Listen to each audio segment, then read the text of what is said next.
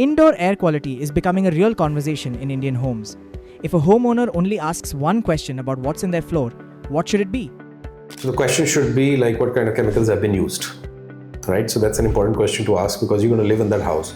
And it's not only true for wood floors, like any material that you're using inside your house, for example, a paint, any other wood surface, you're doing your marble, you're polishing your marbles, you're buying your upholstery, and upholstery has, coatings on top, which are kind of stain resistant coatings. All these things are basically chemicals. So what a homeowner should ask is like, what kind of chemicals have gone there and what is the impact that's going to have on the indoor air? Wood in bathrooms and kitchens. For years, the answer was don't use wood there. Is that still the answer in 2026? No, that's not the answer, but it requires the right material and right installation. So setting the expectations correctly is the most important thing. You can do a wood floor in a bathroom, totally not a problem, but it has to be done right. Staircases get walked on more than almost anything else in a house, and they're usually planned last. Why does that keep happening?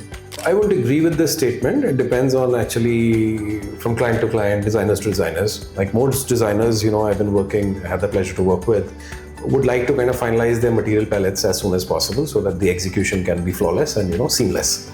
However, real life, situations are there. Sometimes it's not possible.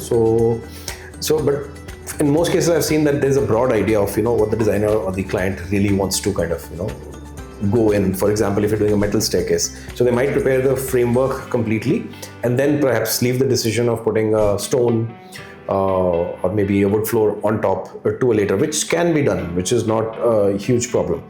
But the earlier it is done, it is always better because that allows us to get the right materials exactly in the time, right accessories, understand the whole detailing and all that, and so that the execution is like to a standard which is like really good. Underfloor heating is showing up more in homes up north. What changes for the wood when there's heat coming up through it? Yeah, so underfloor heating is now getting somewhat an important subject.